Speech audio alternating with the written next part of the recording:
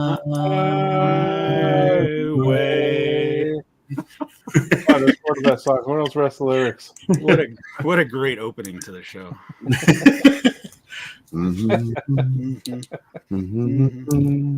All right, folks, you're in for it tonight. So, Now on with the show.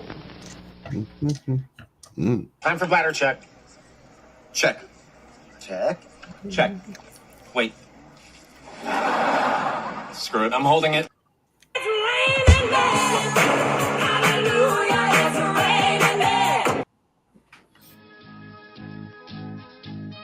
Podcasting, the final audio frontier. These are the legends of Brown Squadron. Our computer is picking up a strange signal. Here, sir, you better take a look at it. The ongoing mission? To explore the Star Wars universe and other nerd culture topics. To seek new content and new cantinas, bars, and lounges. To boldly annoy Scruffy by making too many bad jokes. Welcome to the Hyperspace Heroes Podcast.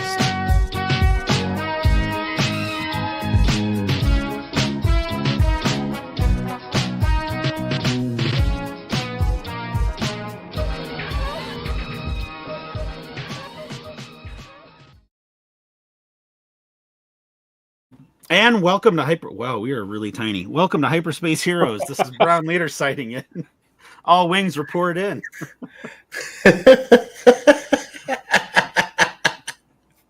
Brown 2 signing in. Brown 4. I'm trying to control the comments here. Brown Double Deuce signing in. Brown 55 signing in. Welcome back, guys.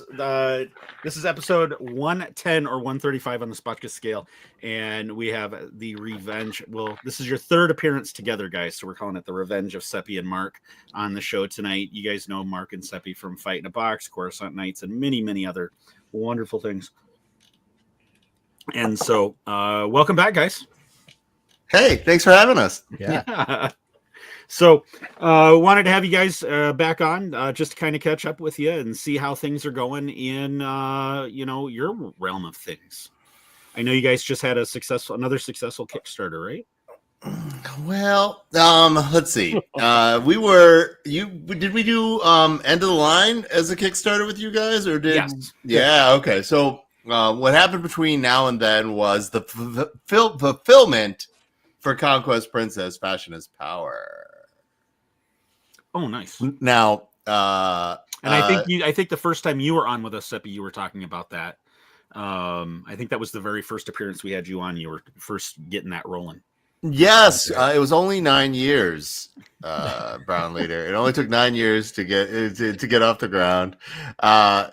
Droidbait, how familiar are you with crowdfunding? I did crowdfunding once. I didn't do it. I contributed to it and got a really awesome book out of it. Okay, so there are multiple stages to a board game release, and one of them is, of course, the crowdfund itself, and then another important stage is getting everybody. So that's an advanced prototype. The actual game will be even different from that. And then you awesome people with your channel are part of the media cycle for any one of the stages. And one of the stages that we are on to celebrate today is the retail release of Conquest Princess. So if you really needed time in the Fashionverse, and this last week may have made you realize Universe's Other could be very entertaining or necessary right now. So that is why we're on. We're here to celebrate it. Also, as a warm-up for PAX Unplugged. PAX Unplugged is one of our favorite large gaming conventions. I would recommend it for you guys if you were interested in one. Before I would even recommend Gen Con, I would recommend PAX Unplugged to you guys first, because it is the world's largest Relaxicon.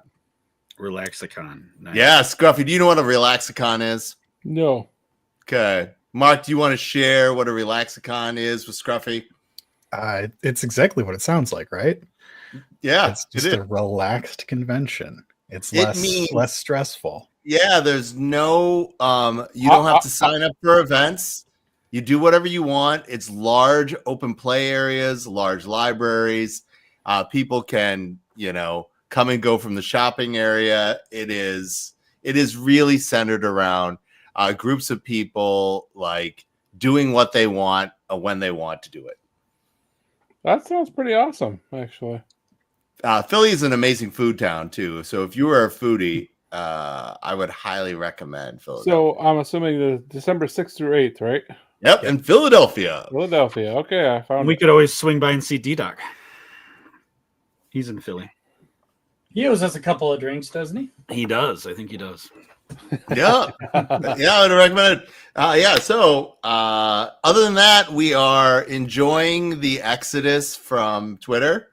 So that has been good. Like I woke up on Tuesday going, "Hey, where are all these people?" Like our Blue Sky account, had like 50 people on it. For the last, I don't know, what is it, 9 months now? Mark, Yep. I've been posting to it. Yep. And then suddenly, like, I think we made one of somebody's starter lists, and suddenly people just start rolling in, and I'm like, "What is all these people?" Oh, that's cool. Yeah. So Awesome. Yeah, we were just about to pop 600 on Twitter, and then all of a sudden it just started going down.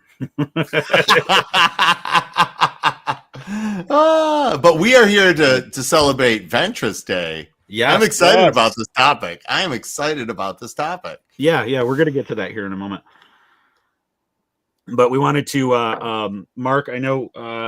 I think the last I had seen on the Discord, you had said in regards to Coruscant Nights. We're going to shift over to that for a moment. Sure. You were still had a couple more stories that you were editing up to finish season 2.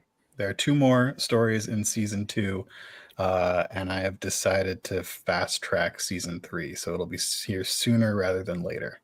Rock on. It's gonna Awesome. take priority over the other shows. This is how you Because I've guys got destroy ideas. friendships. Like I didn't know this. He's now all these revelations. I don't like these revelations told- on air, Brown Leader. I'm like, oh, This is information that only people who are actually in episodes, the ones that I have planned for season 3, know. So that'll happen at some point next year. We'll get the third and final season.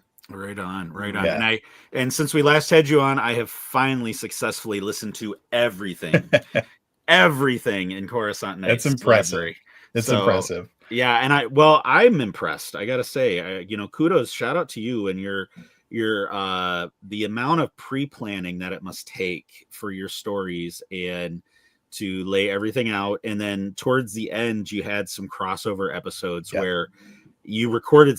I think you recorded separately, but you tied them together, and where it seemed like they were all interacting. They were all in the same story. You're the people playing, and It's like you're jumping from this side of the table to this side of the table. Yes. So kudos. The logistics of that it melts my brain. So kudos, massive kudos. I really enjoyed that. Thank you very much. Yeah. So I will definitely be chomping at the bit, waiting for the last couple stories for season 2. As a reminder, just assuming that somebody has jumped in out of the blue, not familiar with you or familiar with Coruscant Nights, like what would you say Coruscant Nights is, Mark? And Brown Leader, how did you discover it and why? Like how would you sum it up? So Coruscant Nights is a Star Wars actual play podcast. We play the Star Wars RPG from Edge Studios, and we record it. I edit it. It's an anthology podcast, so dozens of characters whose stories intertwine in the lower levels of Coruscant.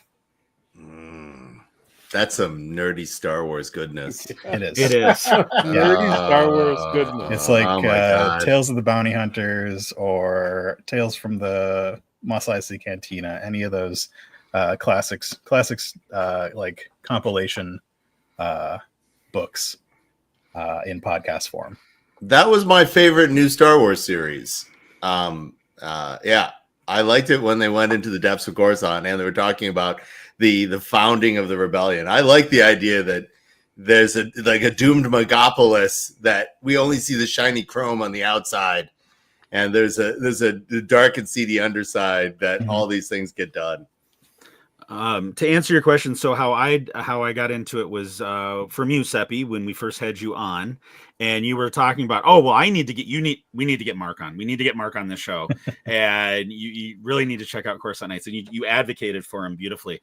And so I listened to, and I found him on Apple Podcasts, and I think it was Apple Podcasts, and picked a episode. I think it was probably the most recent one, which at the time was the Halloween special, Night of the Living Yeast. Night of the Living Bread. Night of the Living Bread. That's what it was. And I was hooked right from the was he a Clatunian, I think, with a like a surfer boy accent or something. And was that Doug? It's one of the less serious episodes of the show. No, that was Sam, who has his own Star Wars actual play called Starbirds, which is also very fun.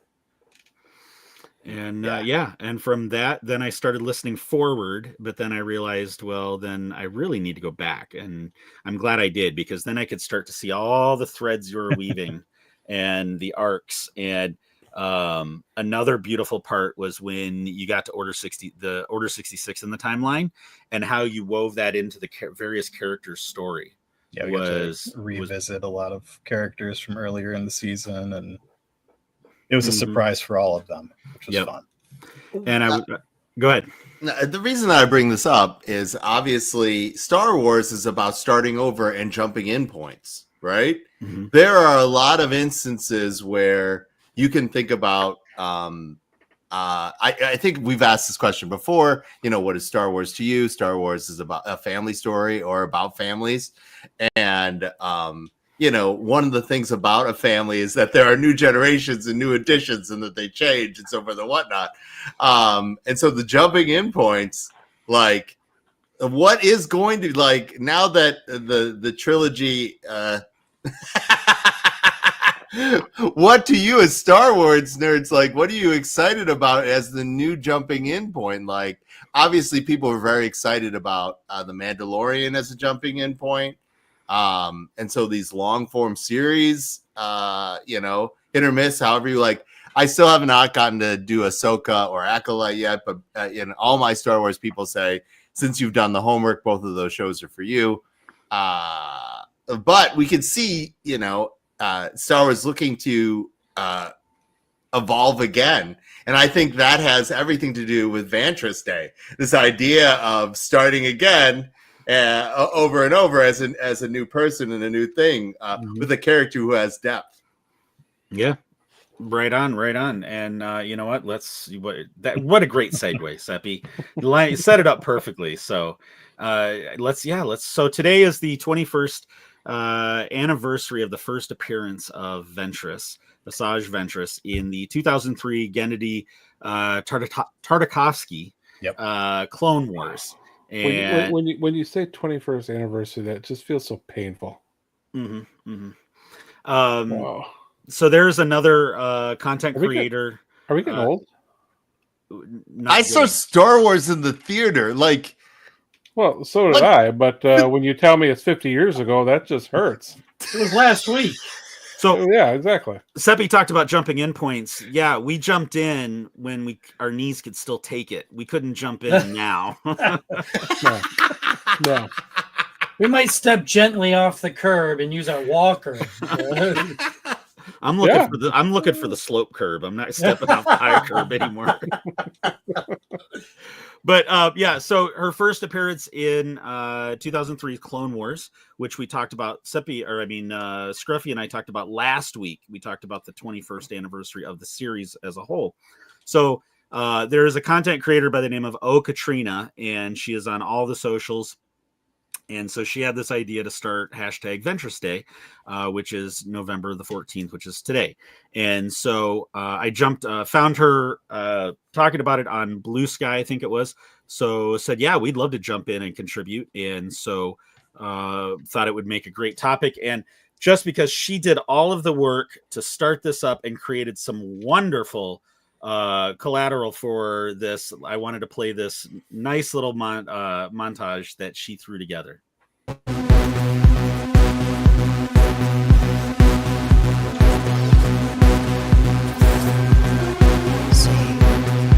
didn't kill one.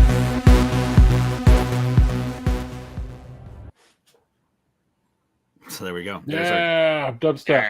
There's our dubstep for the day. Yeah, so don't listen to it too much because at our age it starts to wear on the ears. So yeah, Ventress first appeared in 2003 Clone Wars, which, funny enough, there is a direct in that first appearance. There's a direct link to the Acolyte. So there is a scene. There is a short little motion that somebody does in Acolyte that is directly lifted from Dooku, first meeting Asajj in the gladiatorial pits in 2003's Clone Wars. And since Seppy has not seen Acolyte, I won't ruin it.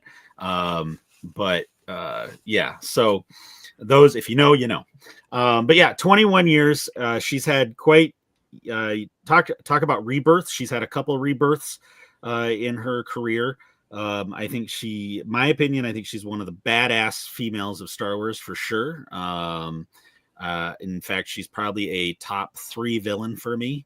Is she even a villain now? Well, like, yeah, exactly. I mean, she's looking out for herself, I think, a little bit. Yeah. I mean, but even in her prime, when she was a villain, it was, it's looking at her arc. It's kind of like Maul's, where it is, and yeah. It must be a Dathomirian thing, because they're all Dathomirians, right? So there's Zabrak. Oh, both, yeah, both. But yeah. So I'll open it up, and yeah, who wants to go first?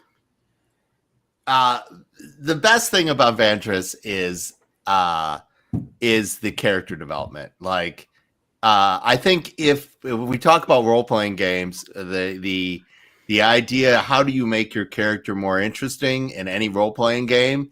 And the best advice that I gave, that I've listened to recently, is the improv GM said, play your character like they're not the main character.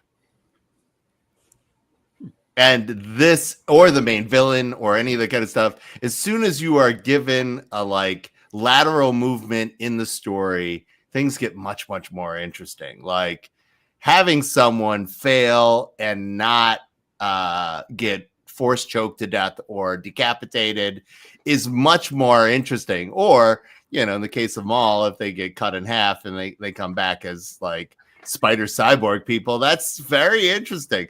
Like, what the real surprise is, Droid Bait, is they're gonna do Maul again, but from the waist down. His legs have been in cryo, and droid Maul up top, and that is what is going to end up happening. That is, woo. I have bad imagery in my head. Oh my god, yeah, Darth Wang is going to be the most insidious villain. You guys thought I was all on board with being serious on the Star Wars stuff, and it's the nightmare. And this is Scruffy's fault, and make sure that he knows that he did it. Since we've dubbed him Darth Wang, does he need a lightsaber? I heard somebody say Darth Wang. We got Scruffy's attention. All right. Oh my goodness. Yeah. Don't you cut somebody in half. Yeah, this is Star Wars technology, right? And there is a precedent for people losing limbs and replacing them with someone. I have a headcanon. I know this is not true. General Lightsaber, what's his name? Revis. General Revis. General I had the idea that General Revis started as a normal human who had a lightsaber fetish and wanted to be a Jedi, had 0 Jedi abilities. And so he kept on killing Jedi, right? And having accidents or losing limbs with in those Practicing fights. with his lightsabers. Right. And so, like, slowly and steadily, he has cyber replacements for all these limbs until he has all these limbs that he got that, so he can live his life. And you can see this in sort of like really edgy, like, Hellboy has that with the clockwork guy, right? Like, you just keep on removing parts. And and it's a little Ship of Theseus for the character, right? I actually Ship of Theseus one of my characters. I had to, like, it's the most horrifying thing I've ever done to a player. I Ship of Theseus them. It's bad.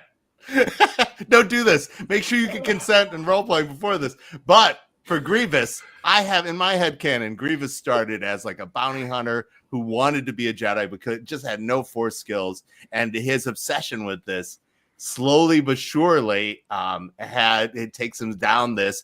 Well, how can I use them? How can I have access? And every time, he takes a Jedi, gets something cut off, and until he is the Grievous that we've seen.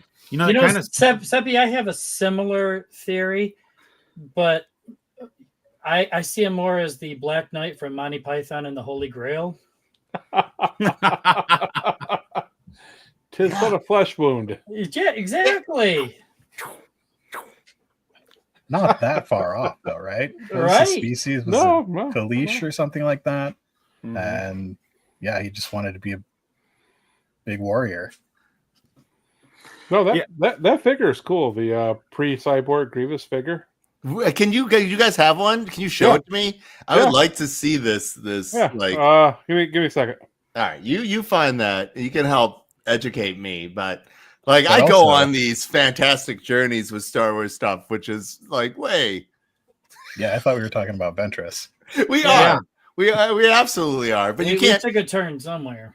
But you to set the stage for Ventress, you have to talk about all her peers for that era, right? Yeah. And none of them are as interesting or survived. Oh, what do you got, Scruff?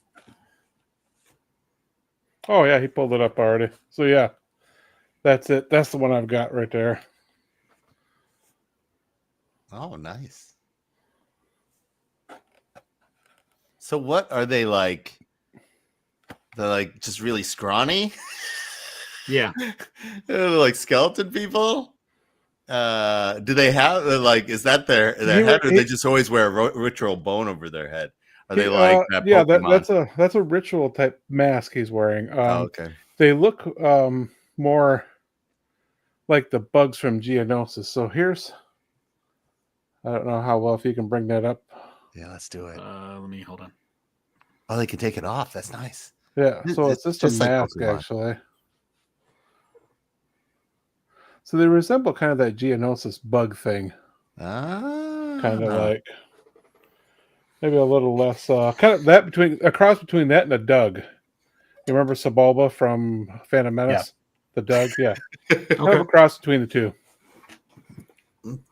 That's exciting. But what other like dark force wielding female badasses are there in the Star Wars universe? Not enough. Yeah, not enough. Yeah. Not enough for DB's fantasies. No. Well, that's for sure. No. Whoa.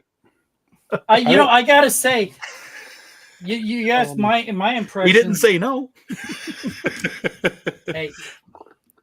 Okay, so I won the scientific method recently on a podcast for Board Game Rundown. The Board Game Rundown has us on like quarterly for whatever like promotional thing that we're doing, and we do something called the scientific method, Brown Leader.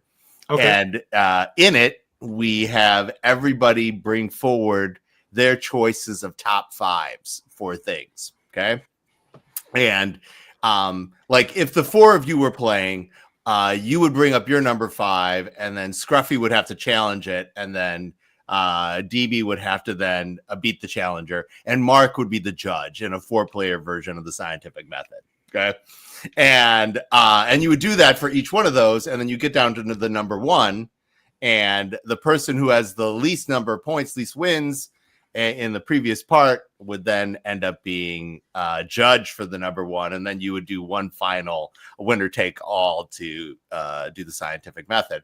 And so the latest scientific method was best/worst universes to live in, and I had won that, and how I got into the finals was almost entirely DB's fault, because the other person had put forward a holodeck universe where they could somebody had put forward a movie with Jennifer Lawrence, and I put forward Star Trek, where you could have like tentacle Jennifer Lawrence and blue Jennifer Lawrence. You could have all the Jennifer Lawrences ever created. And so in this way,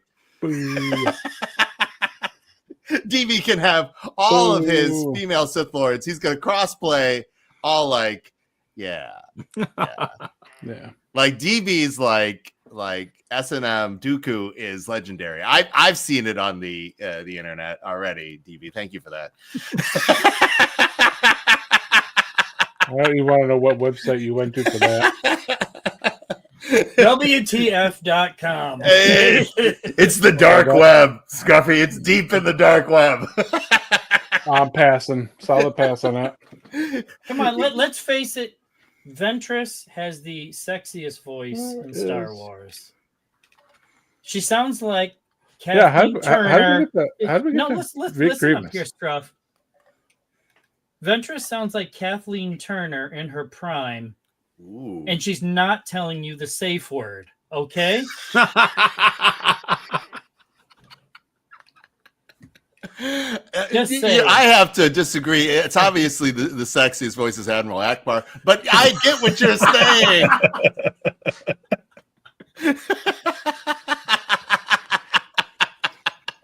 We met him a few weeks ago. I met him in the dark web. We're not going to talk about that either. Come on. Mark's like knows what kind of day I've had, and he's like, "This is 100% tracking with the kind of Seppy that I thought would show up today." Weeks. Ooh, yeah, that was the thing. No, absolutely. Like Kathleen Turner's a goddess. Like, yeah, so good. Yeah. Mm-hmm. How much of that's like Ventress? Are there plans for live action Ventress? Did she show up in The Acolyte? No, Acolyte's way before anything. Yep, way before. Okay. Her last appearance was Bad Batch. Yeah. Towards the end. Which Seppy is now finished. I have finished. Her showing up there going, being evil.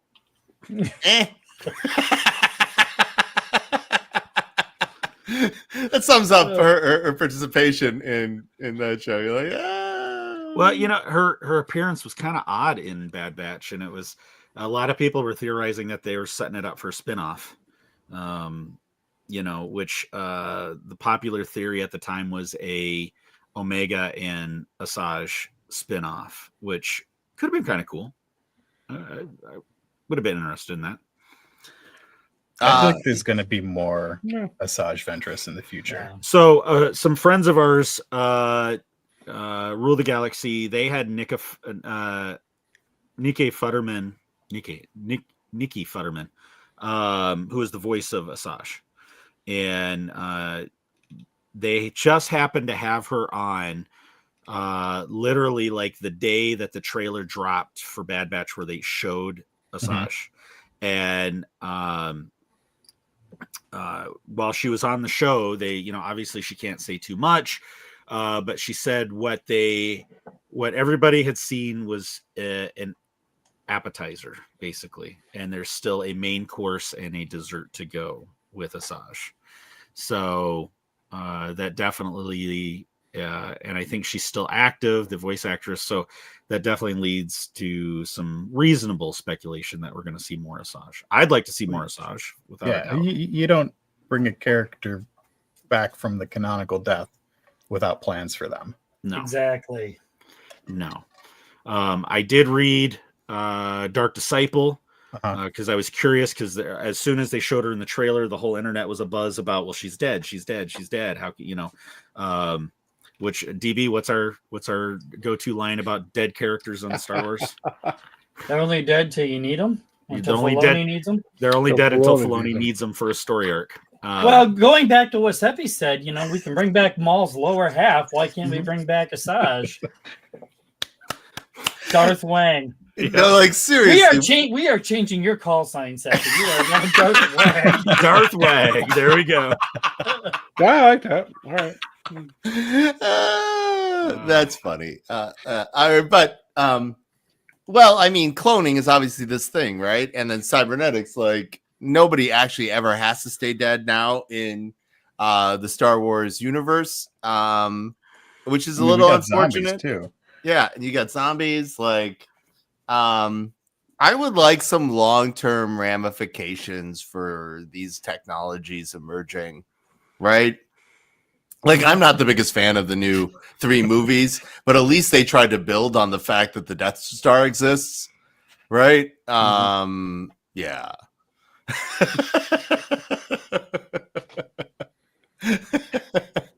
Yeah, well, I found my Sith Lord in Darth Maul. There you go. And but just his lower half. Lower half. So to kind of touch on Asajj's story, she has a very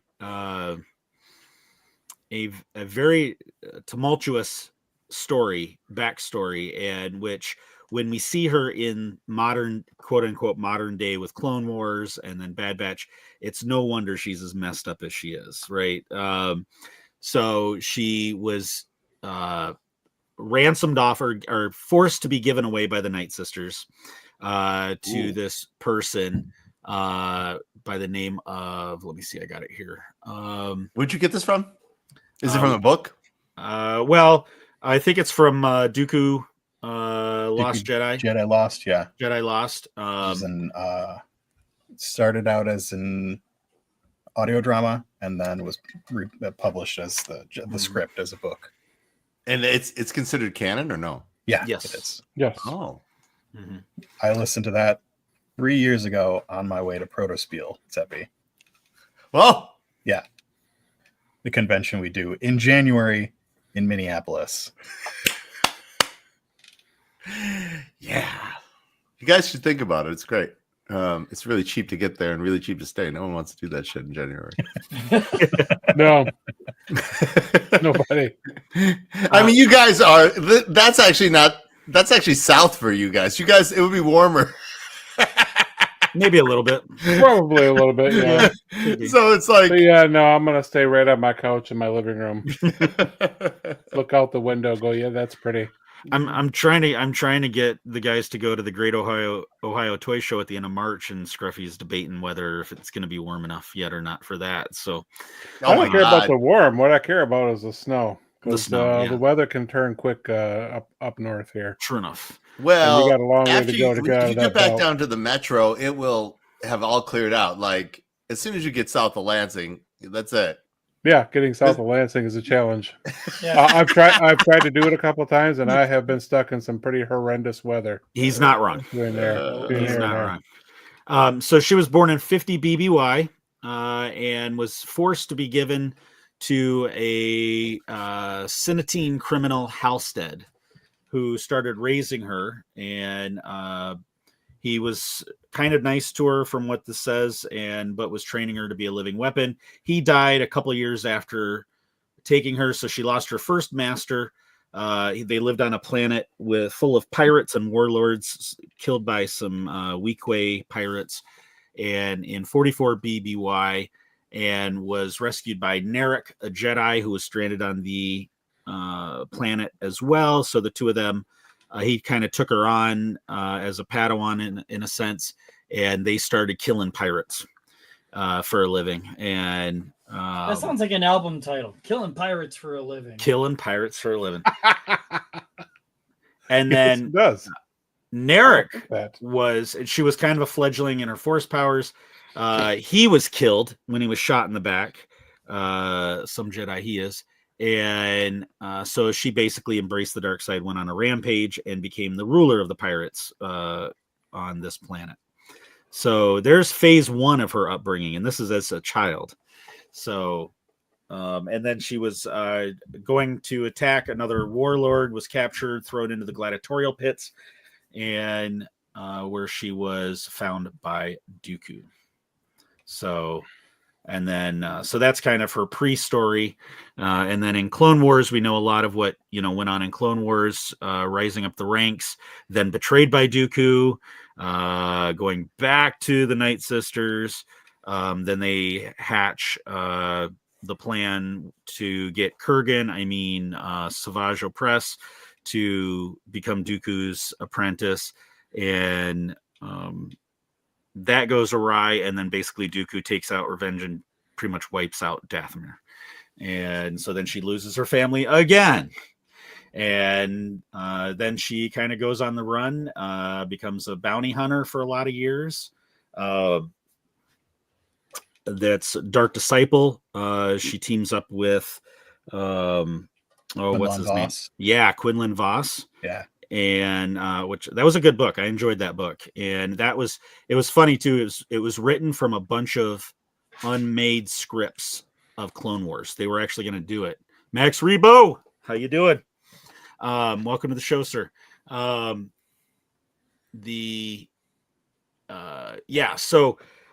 she ends up. She's a bounty hunter at that time, and she's such a badass bounty hunter that the other bounty hunters are complaining about her taking all the bounties, which I thought was kind of funny. And she and Quinlan Voss become a pair. She starts to go to the light side again, and then he, I don't know what this says about her, but he stays on the dark side for a while, and then she ends up sacrificing herself, spoiler alert, to save Quinlan from Dooku.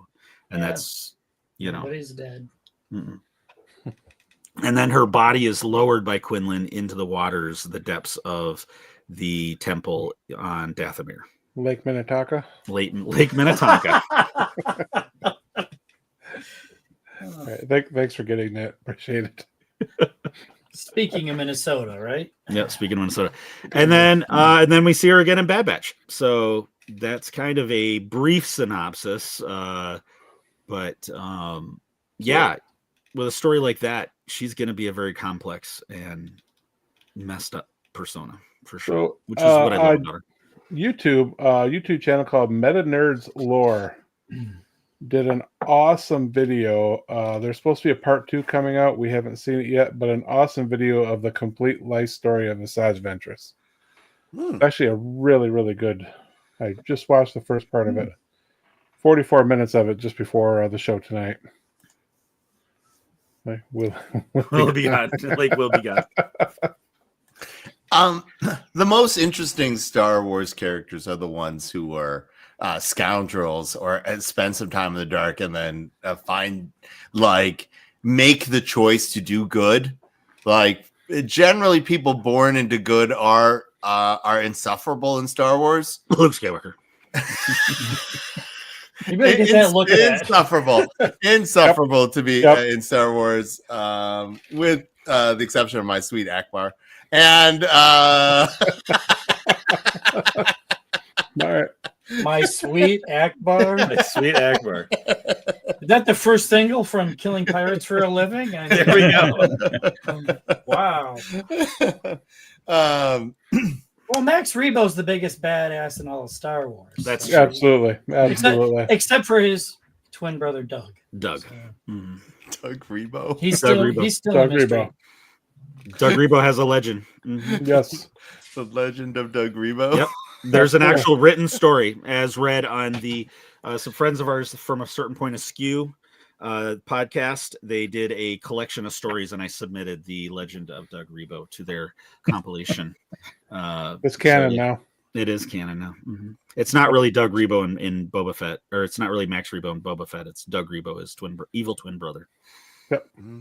Since Star Wars has twins. Yep. Oh, it does. Yeah. Mm-hmm. Yeah, it does. Yep. And they didn't die in Boba Fett when Sanctuary was blown up. So he and what's her name? Garza Fwip. He and Garza Fwip are living off the insurance money from the explosion on a beach in Naboo. Every time you say that, I picture that in my head. Right. Yeah. Do we think they're just gonna make Jar Jar Binks Sith Lord in the next generation of? Yes, please. I mean, we have the what Rebuild. happened to Jar Jar Binks story. It was in Aftermath. He was basically shunned by everybody and became a clown. I think it was Aftermath. Clowns aren't scary. No. Oh yeah, no, not at all. Yeah, no. So like one of those books picks up with him entertaining the orphans after a battle. Basically. I realize Brown Leader is one of the few people on the planet who's has either was witness or knew that I clowned for Jesus. Mm-hmm.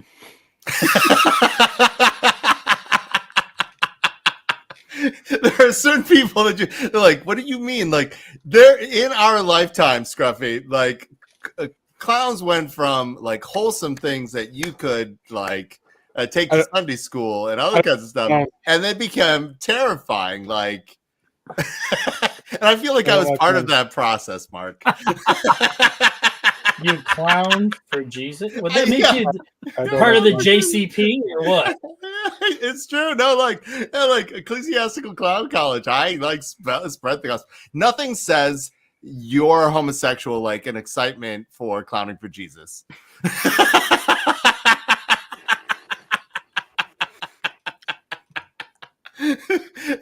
Really, like, you know, do you remember that rainbow Argyle sweater I wore?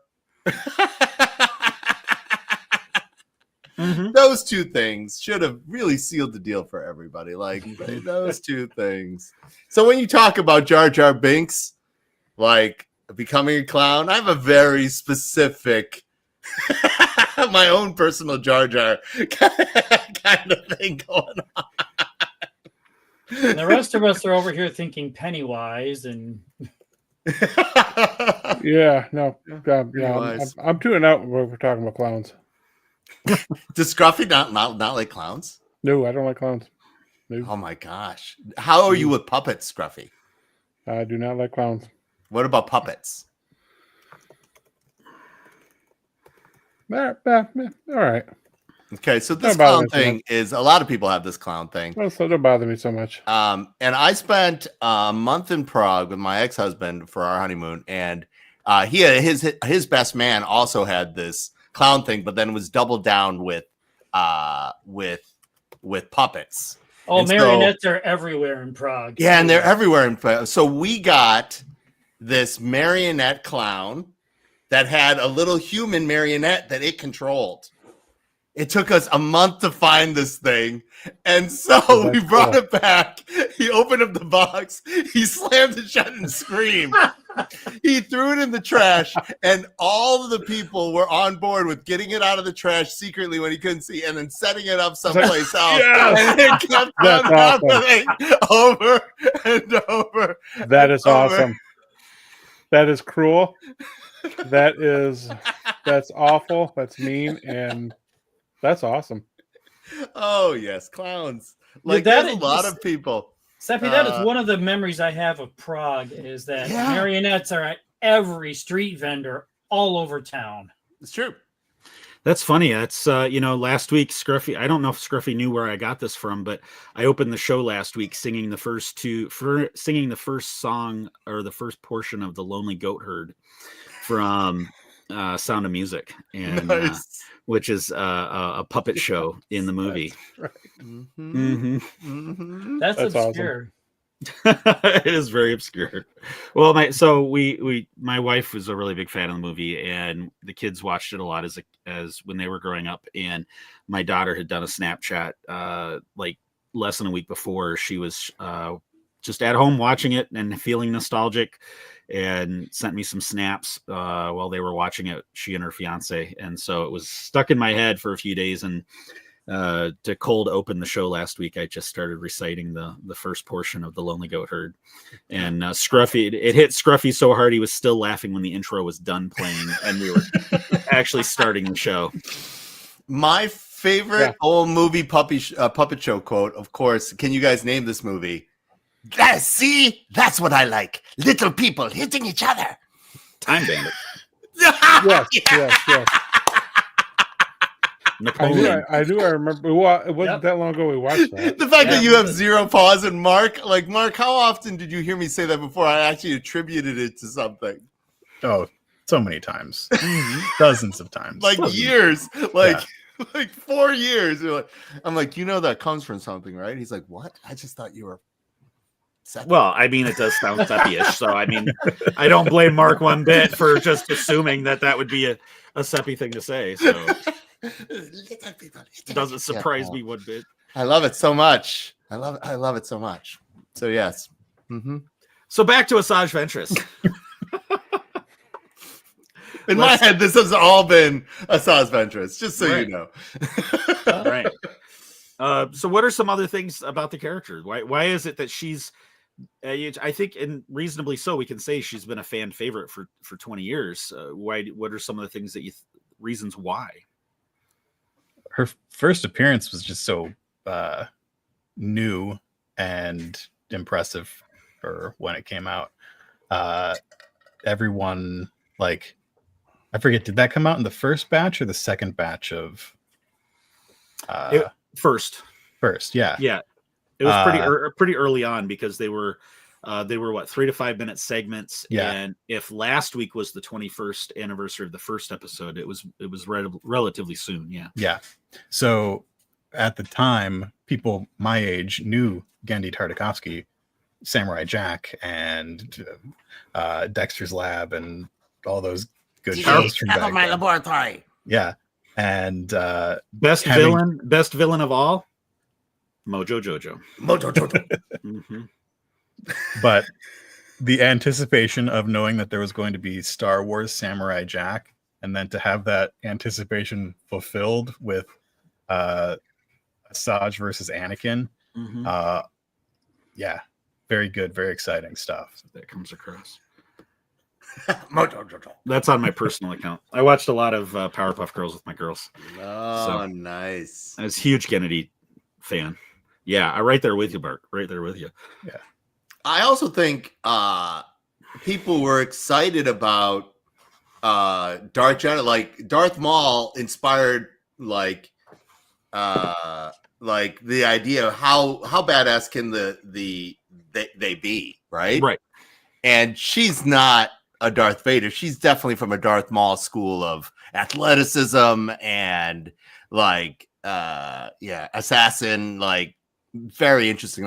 I'm going to go send this person out to do this very strategic and important assassination. Yeah, no, right on. And the fact that at the time when this came out, we didn't know that we were going to get Maul back. As far as we knew, he was dead, gone, never to return. And kind of disappointed by that fact, because we got so little of him as a bad guy. It's a new bad guy. So Asajj really, like you said, filled a gap there. And the acrobatics. And I know one of the things I enjoyed the most, especially when we got into Lucasfilm Clone Wars, was her banter with Obi-Wan especially. And you get some of that in the books as well. You get that because she's in Brotherhood, Michael Chen novel, and she's got some really good. That's when they first meet Obi-Wan and Asajj for the first time, and she's got some. But yeah, it was that banter back and forth between her and Obi-Wan, especially. I think was one of the things I enjoyed the most. And I don't think you should ignore the fact that this was a real opportunity for opening up Star Wars to a lot more people. Mm-hmm. Making a animated, approachable something that people could enjoy and buy into was relatively new for the universe, right? It had been animated thing since Ewok Adventures, right? Yeah. So they had Lucas had closed everything down for any number of years, because then he's like, I'm gonna tell the story, I'm gonna open all this up. And so there's this whole people rushing in, and then we see this again now with Disney owning it and then opening it all up again, all these folks getting rushed in. But now that's also getting to a certain age, right? Like, when was the acquisition and when's like the first Disney property in 2016? Yeah. So 2014. We're a decade in now. Yeah, we're a decade in now, and you can see people are like, huh, right? And the executives are like, well, and so they're trying to find another thing to start with. And obviously there's you don't see a lot of strong female characters in Star Wars, right? They're a select few. They are gender disproportionate, like considering like the population on this planet is like 52% female. Like the universe should have like more Leias than it does, right? And so and they should take all types of forms. And so for that reason also, and because DB's a perv, like there's a lot of energy in and around like, oh yeah. DB's 50 Shades of Grey before there was a 50 Shades of Grey. Yeah, no, 50 Shades of Red, obviously, it's for the lightsabers. But I refer you back to my description of why I like Asajj. There is no safe word. Yeah. You got to force choke it out of me. Exactly. I should not. Mark, you're supposed to like tell me, Seppy, don't yes and these comments. Well, I'm just thinking about lightsaber whips now.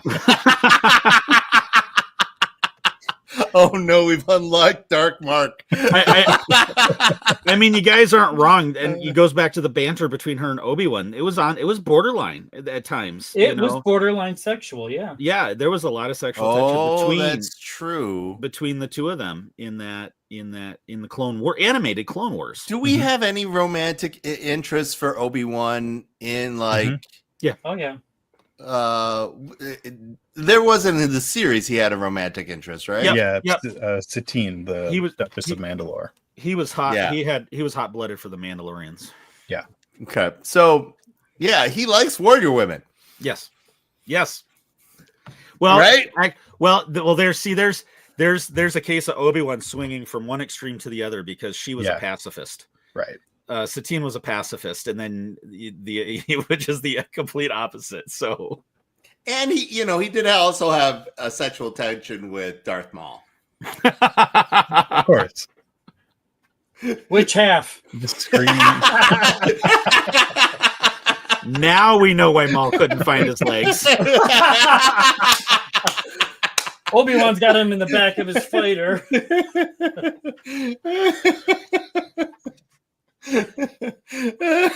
What kind of are we getting on this podcast? I've got you now, Darth Bang. You're gonna have to put that like this gets the adult. Yeah, I'm sorry. Yeah, you know what? Obi-Wan's got some wild fetishes for a guy who's supposedly taken an oath of celibacy. Mm-hmm. Yeah. Well, any order of repressed males will sometimes deviate, so it happens. We were talking about this, so you have a tragic backstory for Ventress, and somebody seeing potential for somebody who's already like, survived their Gom Jabbar, right? Like I have all these talents, and that's how I get to this thing. And I do not care how old you are. You are talented and have potential, and different races grow at different, who knows, right? Where Jedi are like, can I steal your baby? By the way, we're going to give them deadly weapons. We're going to blindfold them, and then we're just going to shoot lasers at them. Isn't that how you described it, Mark? That is what I said this morning. Yeah. You're not wrong, Mark. You're not wrong. Nope. Like this child warrior thing it's really awful, and pop cultural things interacted with it in different ways. Like anime Gundam Wing and Iron Blood Orphans really address how awful this is for the people. Like culturally, we've moved along enough that you can like, hey, it would be really bad. And if you have something like that has an ideology associated with it, like in Obi-Wan's story, was he one of these orphans that got grabbed and he was raised in this whole thing? Yeah. Is he a product of like the system? Yes. Yep. So he was given an ideology, and it's like love is bad in K. So no love for you. And you're like, but I don't. I just want to be a Jedi. But you can be a Jedi. But before you even realize the ramifications of any of these things, we're going to make you swear to something that you might have different thoughts about when you're exposed to the bigger galaxy. Like, just think of your own DB perviness, how much it evolved from 19 to 25, right? Like, you started with just like high heels, and then you were suddenly all the way up to God knows what. But that's why I don't wear high heels anymore. So. They're too boring. It's too boring. I mean, I am short. They do help, but I know exactly which Rocky Horror Picture Show character DB goes as. DB, how old were you when you were managing the Blockbuster? let's see, that was 100 years ago, so I was 12. I'm just wondering if those were some of the years of your pervy development. If it was, in those. No, but in all seriousness, like, you know, like, just think you all have children, and like, just think of them in their various areas, and then, you know, for people our age, I think it's actually much later now. Like, they really go through this midlife crisis at 25, like, you know, like, oh, this is the rest of my life. This is what I'm supposed to do. Right. And then you're like, okay. And now this is the person that I'm going to go and do stuff with. But yeah. And just think about this. If you have an entire galaxy at your at your disposal, and you are the authority with unlimited resources. Right. Yeah. You're not going to follow that vow very far. Mm-mm. Not when you got badass women in the galaxy, or half a mall, or whatever.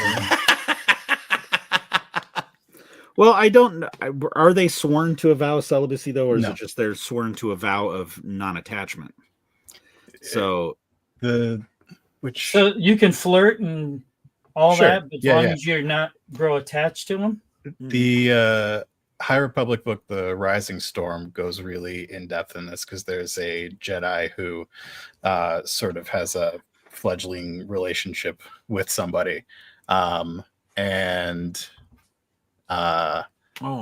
was over here trying to find an excerpt from the book, but I cannot.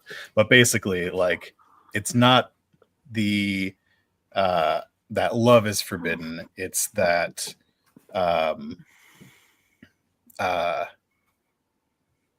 the feelings that come with it, the selfishness, the wanting, the desire, those sorts of things can lead you to the dark side. If you desire something, what will you do to see it yours, having the power that you have?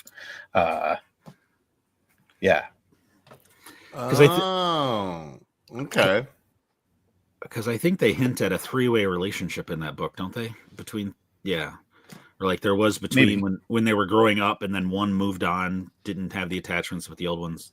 The other ones, holding on to the attachments. I think, the three main characters. Yeah, the three main characters. Yeah. So are we saying that the Jedi are okay to have friends with benefits, but you can't have a full-on relationship? Correct. I think what Mark was saying is you can't have something that you have to pursue, right? You can have like transactional things. You can have a physical need. Like, I mean, they have droids, right? Well, ask Lando. Lando. You know, like any of these kinds of stuff. But you're not allowed, like, the pursuit and the complications of, like romantic pursuit is the real corruptor. So my question then is, are there any Romeo or Juliet relationships, like dark side, light side romances that end up happening? Well, I was thinking the same thing. You know, what more is there to the Obi-Wan Asajj relationship that we don't know? Or Darth Maul, you know, like whatever, man, whatever. funny enough, yes. Dark Disciple in with Asajj and Quinlan Voss. They do. There you go. Not Force related, but Rebel Imperial, Lost Stars. It's actually a very good book. Yeah. Cool. And then I would want that to be like a Mr. and Mrs. Smith kind of situation. Like both of them are double agents for the other people, and then they have to make a decision. Oh, you're not wrong. Yeah. By the end. It's kind of like that for a bit in Dark Disciple, actually, believe it or not. Yeah, so. that's what I want. So you guys are selling me on this book. I'm very excited. Yeah. It's a good book, and it because it's made from unmade episodes of Clone Wars, it reads like you can picture everything happening in Clone Wars. So the whole visual part of it in your head is just everything lines up, the dialogue, you know, how the characters act. It would be, you could totally see it as a Clone Wars arc. Is Jedi lineage is M count genetic or not? Or is it just a happenstance, or does certain lines have it? Because it would be very important for the Jedi Order to have Jedi procreate if it was. Right? It obviously was in the Skywalker family. Yeah, like it could jump from different lines of people. Some people have it, some people don't. Obviously, its ability to be in a clone is the entire reason the Bad Batch season happens. Like genetic compatibility for M count is a thing. Well, is that also passed down from person to person? Why are you looking at me like that, Mark? Why should I? I'm not looking at you like anything. Yeah. I feel like I've said something. Did I say something wrong? Did I say something amiss? No. Did I misinterpret what we watched? I was like, oh my god, like you guys all get weirded out when I move from like weird yellow fiction stuff, and then when I say something that's factual, like how does he know that?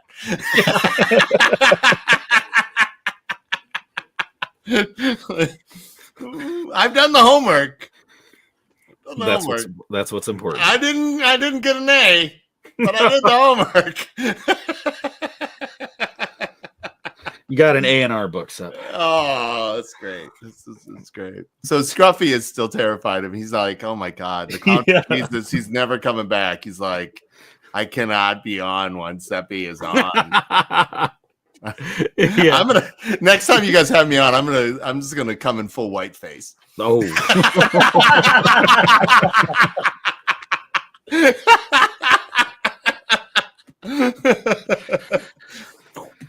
Oh, okay then. All right. So, today is November 14th, and I think that's a good wrap up to Ventress Day.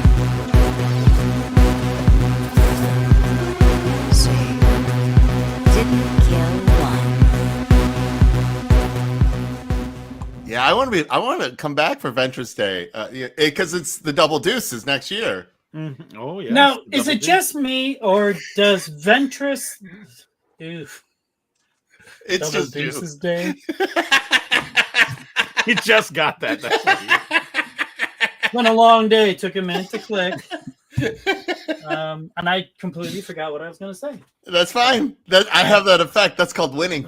That's how useless I am. Mm-hmm. I just use my force powers on you, DB. And I played that outro too soon because there was two things I wanted to read off because I had posted on the Coruscant Night Discord what people thought about Asajj Ventress, and wanted to we got a couple of responses, and I thought they were good responses and wanted to give them credit. Erica Goodwitch, I like that she's a dark side user who isn't a Sith. I like how she doesn't have a redemption arc in the traditional sense. She's not a bad guy anymore, but that doesn't make her a hero. And even though she lost the rage and hate of her Dooku days, her personality is still consistent. And I think, Ooh, yeah. and I think Truth that's and all that. Yeah, I think that's a pretty good summation of her character. And then AJ, I love her cold drive for power, her ability to scar Anakin and look good doing it, her connection with Voss, and so much love. Yeah. Oh, the usual suspects all sounded in. Mhm. Erica is the voice of Elle in the Conquest Princess voice comic. Oh, really? Yeah. Oh, You very got cool. yourself a Conquest, but did you read the comic? I don't think I got a comic. Open it up. You have to add In a the box. comic. It's in the box. I didn't get one. I don't have a Conquest Princess. Oh, you didn't get Conquest Princess. Oh, That would be why. oh that's fine.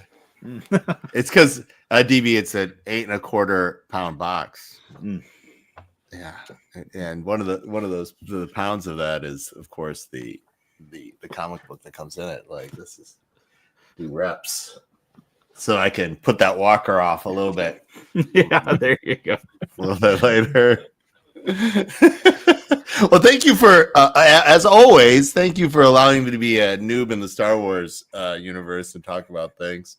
Yeah, right. Yeah, on. I've been sitting on that Darth Maul revelation for a while. I'm like, well, I need to, like, because Mark, I haven't talked to you about that, have No, I? I'm surprised you saved that one up. I have. I was like, I'm gonna surprise Mark. Mark and I have been making games together since 2018. Is that it now? Sounds right. Yeah. Yeah. And Brown Leaders knows I'm a lot, and I'm a lot that's on repetition. Like,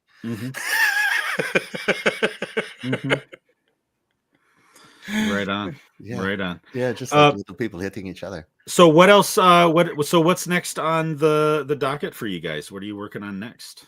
Besides, you guys just did the retail release, right? For Conquest did. Princess. Yeah. And then what's the next thing after that? Seppy, are you gesturing at me or are we opposite sides? No, are you? gesturing Are we at opposite sides? I'm gesturing towards you. Is that now for there we're gesturing towards each other? We are working on a small box game. So if you are familiar with our small box games, we call them small boxes because the boxes are small.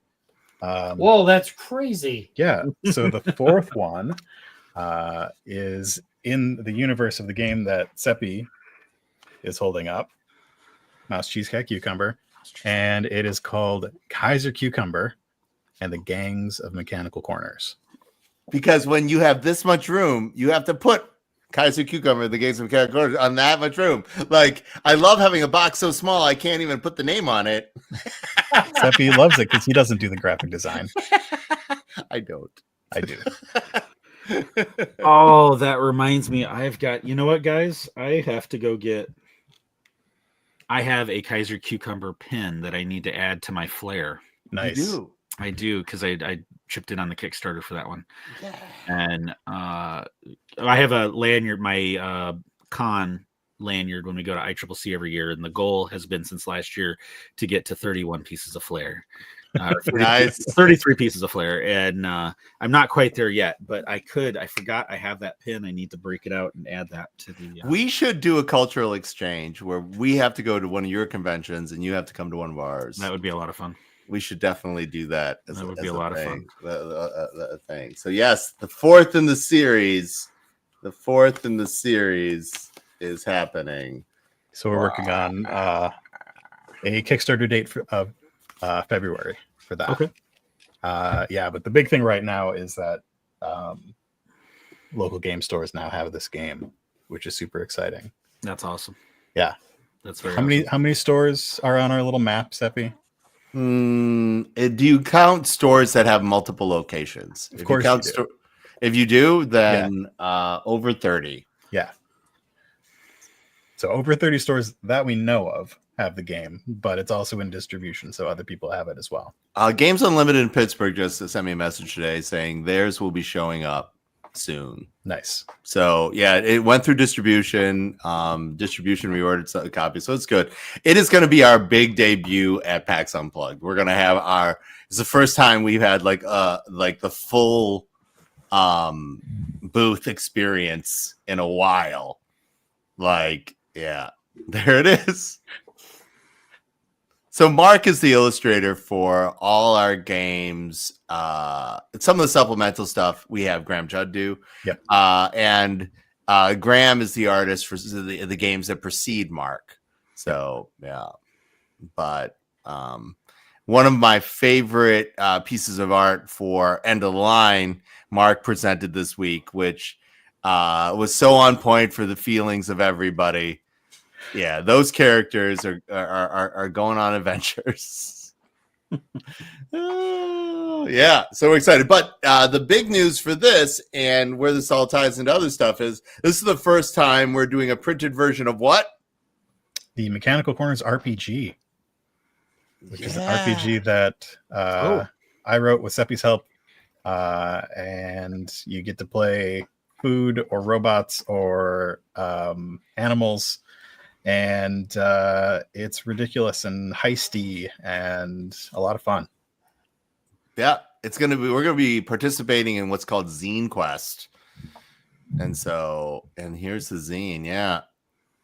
So that's our beta version that we published with the Kickstarter a few years ago. And we're working on a little bit of a revamp and to get it printed. It's pretty exciting. So the funny thing about the Mouse Cheese Kickstarter was that I was homeless when we did it. So my business, it was a thing. And so we still delivered 3 months early. So like now that I have a place to live, these games are coming out much quicker. Like you can see me, like, yeah, absolutely. But it's super good time. Epic Realms has had Mark on a couple of times, and he's been running it for authors and people in and around role playing, and they love it. The game is great. You play as one of these, and you're going on heist adventures in a world that doesn't have any guns. Games Unlimited is awesome. Kylie is awesome. He looks like a giant scary goat man, but yes, he's awesome. Now, just to be clear, is a giant scary goat man worse than a clown? Or no? Yes, I'm looking it up right now. Kylie's amazing. Kylie was a professor of philosophy before he decided to buy a game store. So you can, Brown Leader, you can think about what kind of conversations I have when Kylie and I get to talk. Yeah, I can imagine. Yeah, it's exactly the kind of thing that you would expect. The kind where I'm just going to sit at the end of the counter and listen. I'm just going to get the popcorn and enjoy the show.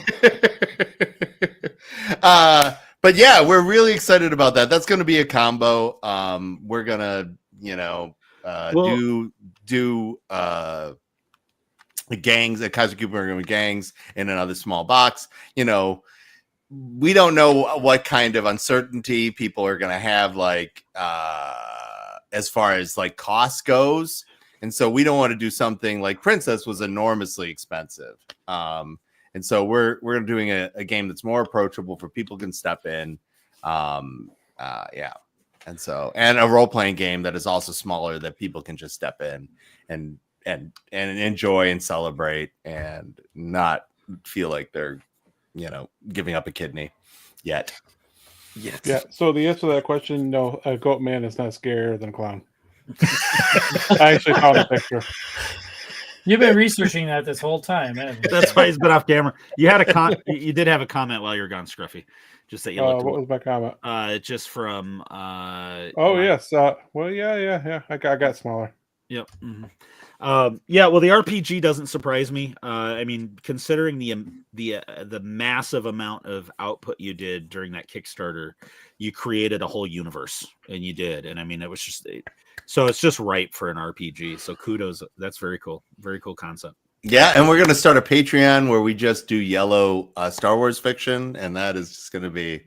And finally, we're going to get rich. I do have a Star Wars Mechanical Corners scenario. So again, in this game, you have robots that we call minions. You can be food or you can be animals, This is the Hamdalorian and baby yogurt. Oh, you have been sitting on this. I've been sitting on that for 3 years. Yeah. Not the Hamdalorian. Uh-huh. Sign me up.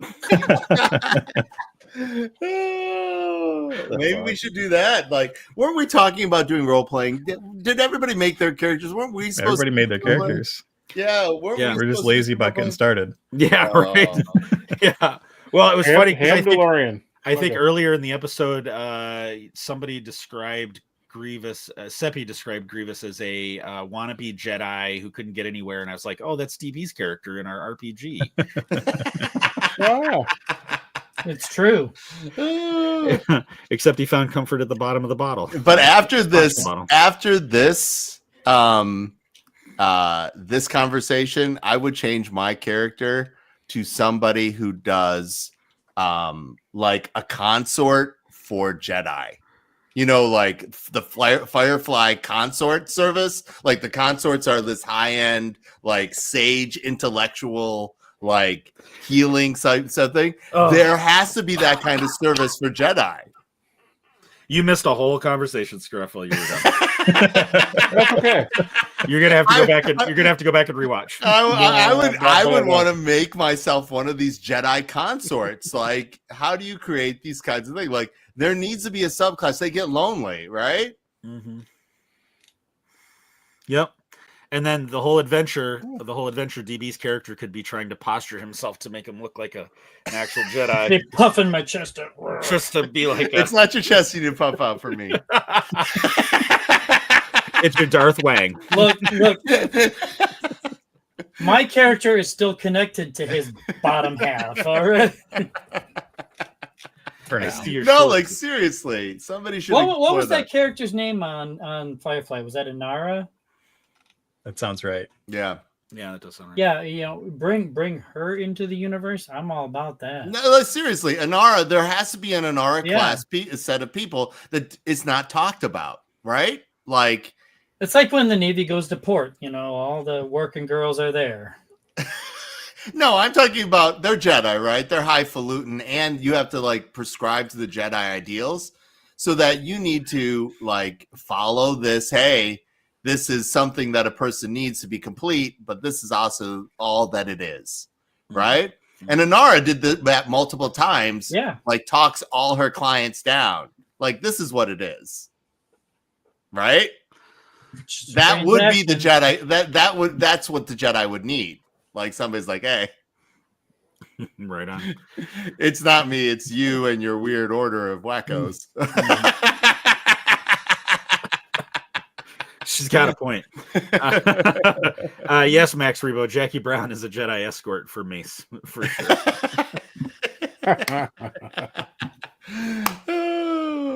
Mike, do you not like that idea? We'll talk about it. Yeah, I've been getting excited about starting our adventure ever since Skeleton Crew unveiled Brutus, who is the Shistavanan captain of the pirates in that show. So definitely looking forward to see how they use him in the show. Without a doubt. You gonna watch that one, Seppy? I wait till all my Star Wars people watch things and tell me whether or not they're for me. Okay. Because I have things that if I see them, I will go into anaphylactic shock. Like, if you weaponize the hyperdrive, no. No. Okay, if you hyperdrive into a shielded planet, no. Just no. Okay. It's not happening. Right on. If you have something that shoots at the speed of light that goes farther than light, no. It's no. Space whales, yes. I love space whales. Space wizards. I was say, you're okay with space whales, but I love space whales. Oh God, I love space whales. A nexus of time space for why the Emperor is like, hey, the Emperor wants to be evil, not because the Emperor is just wants to rule. The Emperor needs the vehicle of the Empire to rule all time and space to undo the wrongs that the Emperor thinks the universe has done to them. Like, I like the idea that the Emperor is having a contest with God. What? Like that is what he's doing. Right. Yeah. And he's justifying all his evil acts with the idea that once I finally get control of this stuff, I will even undo my own evil. Well, that's true. Every villain doesn't feel that he's the villain, right? Sure. Every villain has a justification for what they're doing. So, right? Yeah. Did Anakin think of himself as evil? Nope. He's killed more children in the Star Wars universe canonically than anybody else. True. What did they call it? The Child Slayer 3000 or the Youngling Slayer 3000? Right? Like, yes, yeah. Conversely, how many people did Luke kill when he blew up the Death Star? Exactly. But he's a good guy. Like, they had daycare things for the families of the Death Star people. Like, think about all those Imperial, like little children. No, Mark, you and I had talked about this. There were daycare on the Death Star. There are. Death Star. The Death Star doesn't have family units, or did it? No. I know we talked about it. This is not the Enterprise D, okay? There's no kids on the Death Star. Yeah, like the Enterprise is like worse. Like we are just bringing the daycare center to the torpedo bay.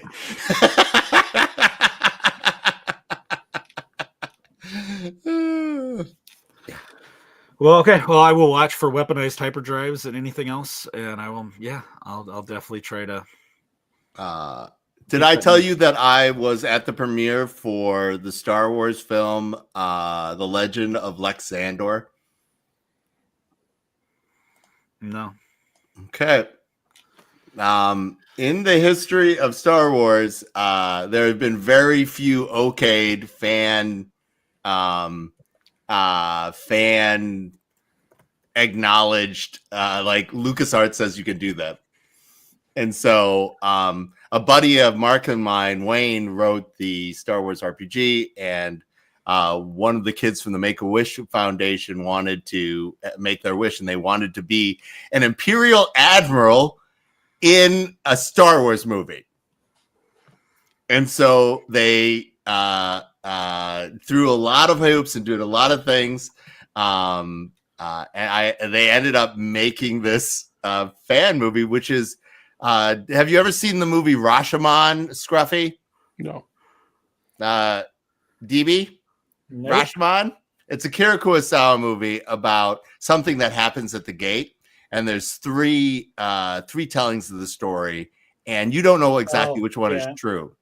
And in this fan movie, they're doing something of this nature, and so it's a thing that's happened. So the premiere was like a while ago. Like, was it 6 weeks ago, 8 weeks ago, Mark? When was this? It was early to mid-October, I think. Not that long ago. Yeah. And so, obviously, anything when you do with a massive corporate entity, people can change their whims back and forth and so forth and whatnot. And I'm not sure what they're all allowed to share about what goes on in that movie, whatever it is, but it is LucasArts greenlighted fan film. And I got to sit right next to the Make-A-Wish kid, and I did not realize this. This was an educational moment for me that a large portion of Make-A-Wish kids, one of the reasons they make wishes is so the kids can survive some of the things that they're going through. And the kid's super tall now, and I like Wayne's daughter did not want to go, so I ended up sitting next to the kid. So this is very awkward.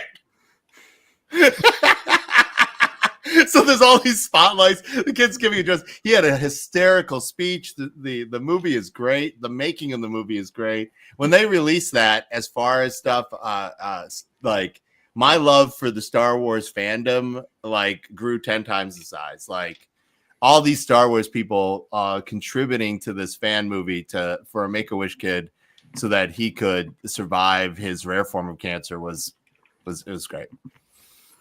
Well, that's very cool. That's awesome. I forget. I've done the Star Wars thing that you guys haven't. I've seen a Star Wars film that you guys haven't. I have. Yes. I've seen it. Yes, I've we seen have. this film. That's amazing. Yes, but you have not seen Turkish Star Wars. I'm not going Until to. I'm not do. going to. I think you need to. No, I'm gonna Scruffy, I will trade you clown Star Wars for Turkish. Wow, you had to go there. All right. Killer Clowns from Outer Space. I think that's what started the turning the tide for clown love. I love that movie. Oh, you do? I just watched it about 3-4 weeks ago. Oh, that's good. Something like that. Oh yeah, that movie's hysterical. That's so terrible. All right, is this stuff for... Yes, there you go. There's Alex.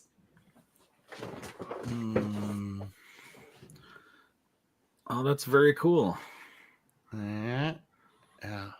He's like 6'2" now. Like, he's tall. He had his sister be a rebel and then he kills her in it. Spoiler. Spoiler. Yeah, the premiere was great. They did it in this theater. What was the title on it? The Legend of The Legend? Lexander. The Legend. Here's Scruff. I'll bring up the shirt. Here's the logo. Yeah. Wayne wrote the first section script, and then I won't, and no more spoilers from it. But yeah, it is the set for it. It was something that happened during lockdown, and so yeah, it's crazy. It's crazy.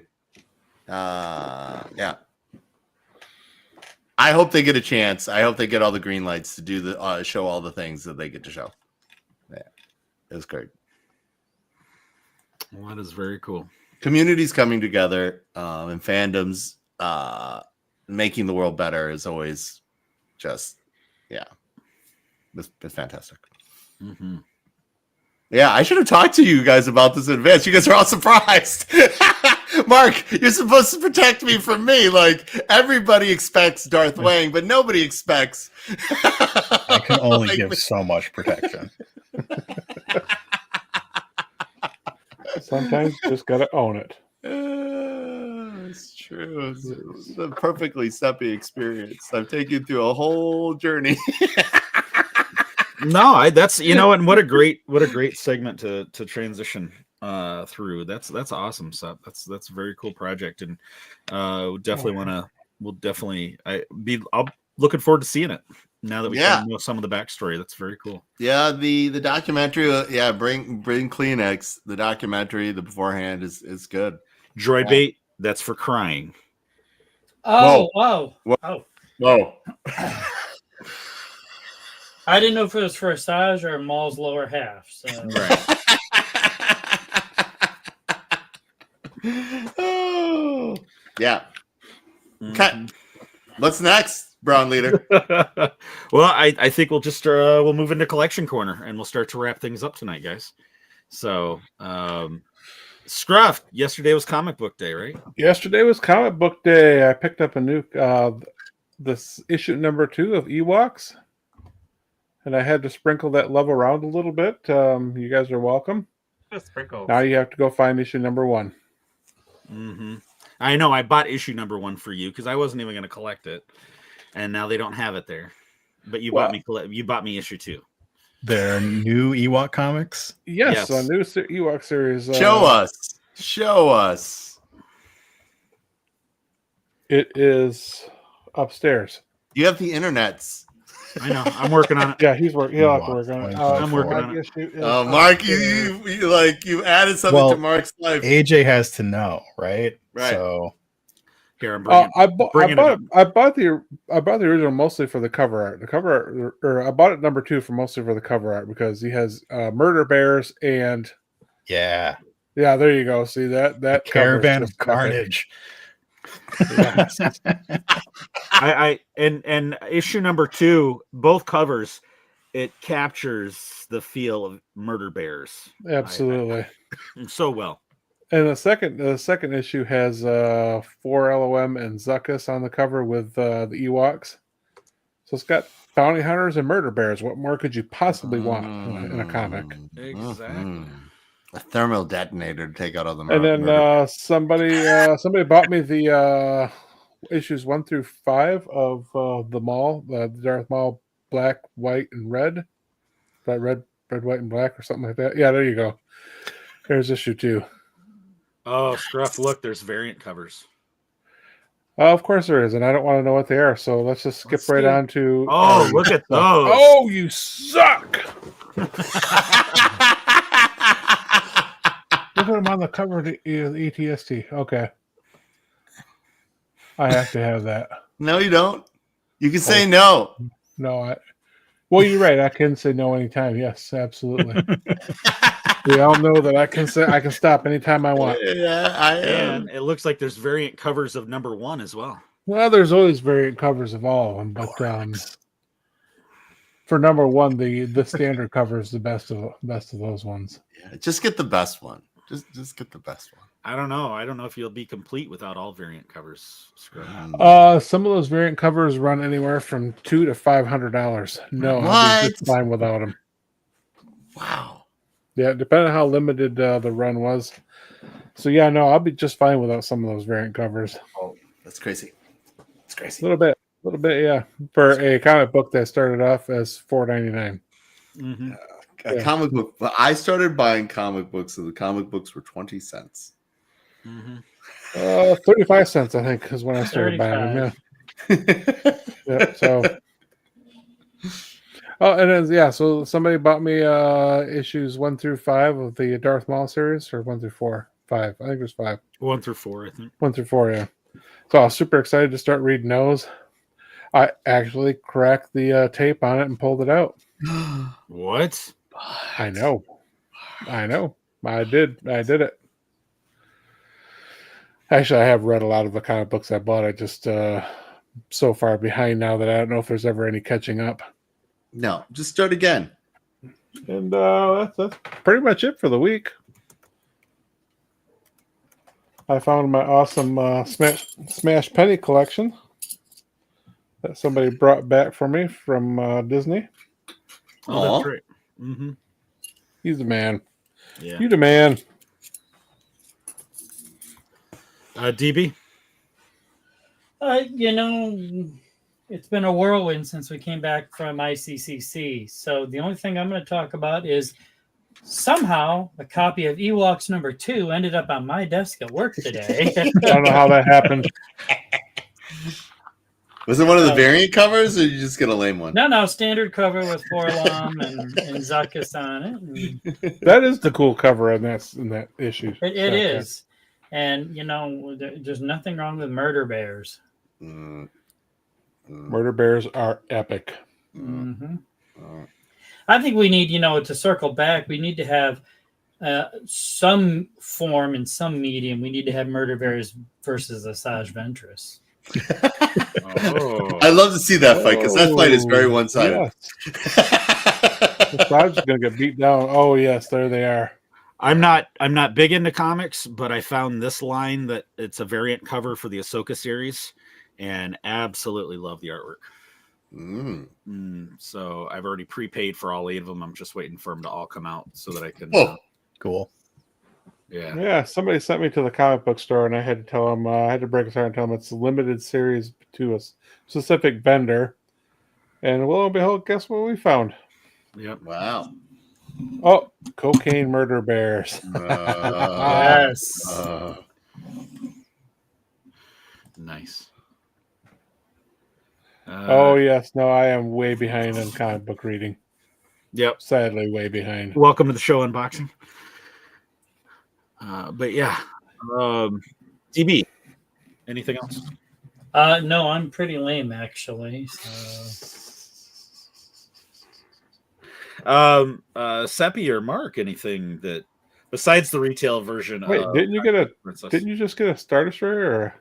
Well, I was gonna save that for another week because it's behind me and I'd have to actually stand up and get it, and I'm just too lazy.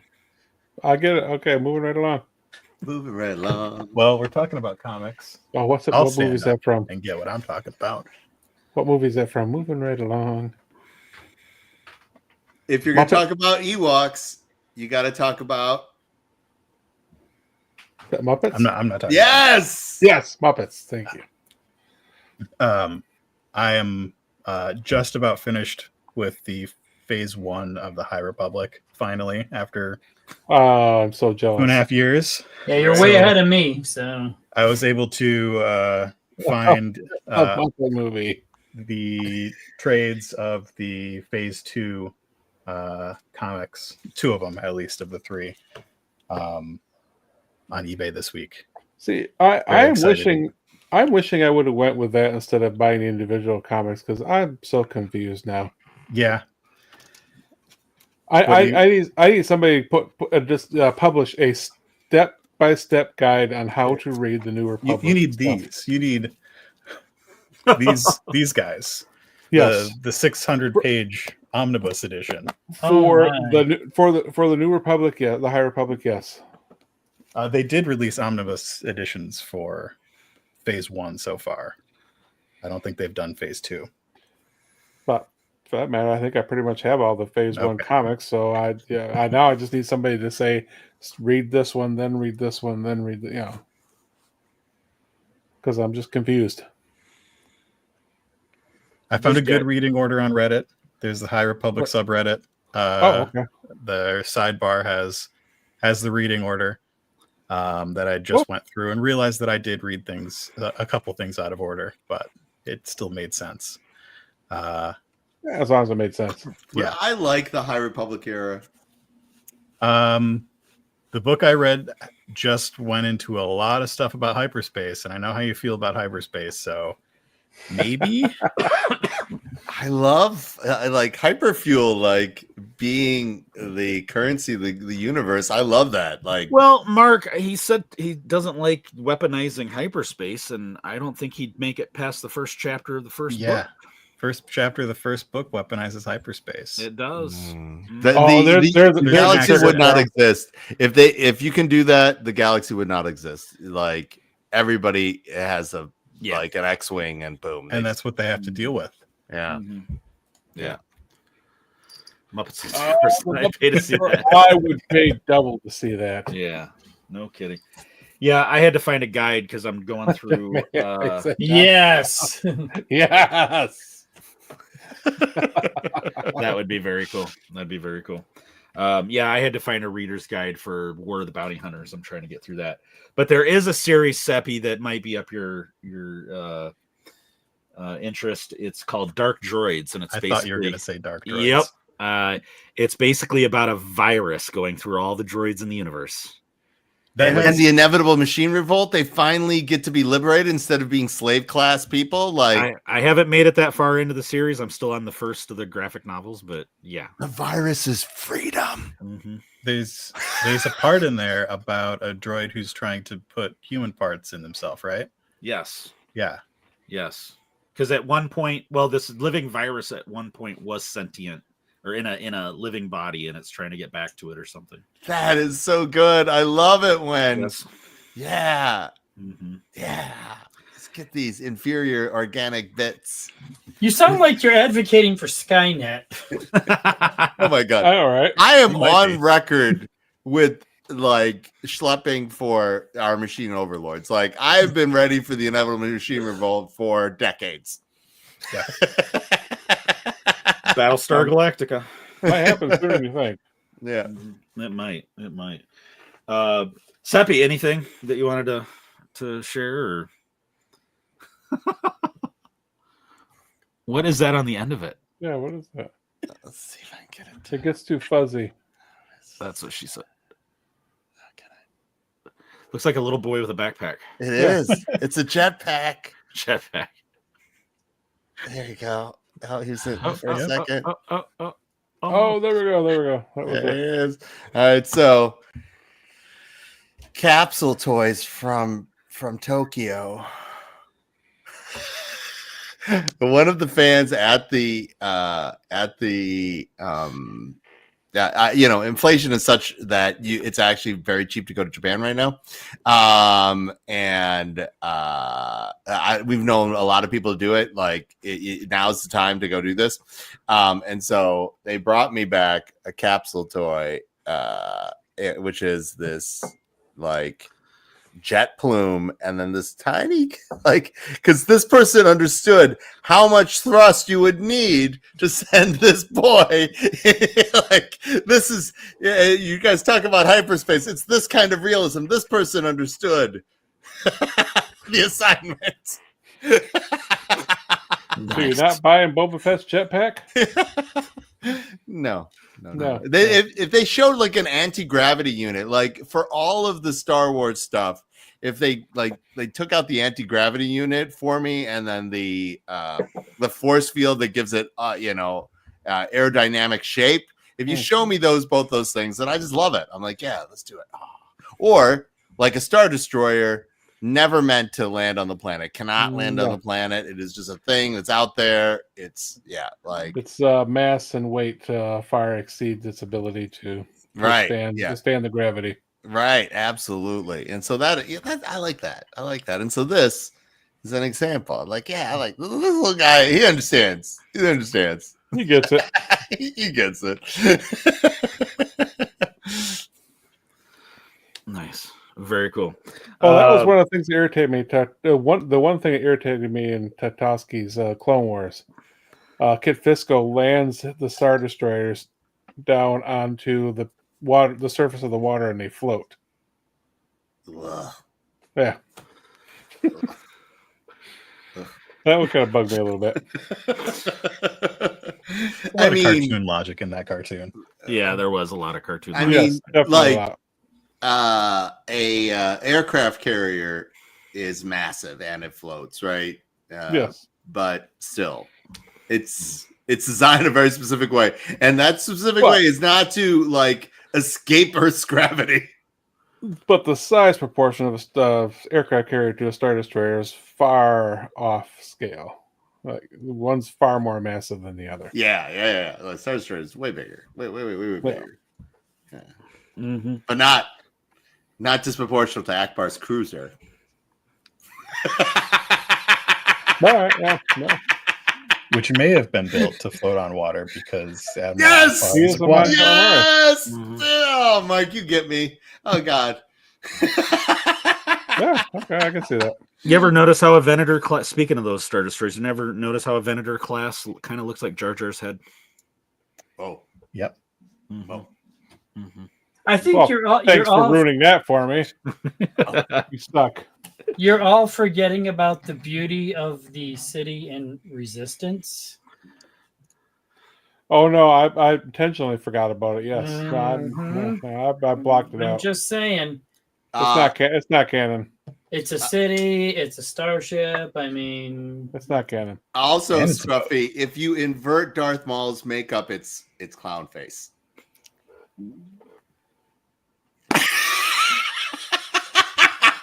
I have a Maul figure around here somewhere. I'll deal with that later. I'll have to find one. All right, if he signs out, all of a sudden we know why. Just mute your mic before you start screaming.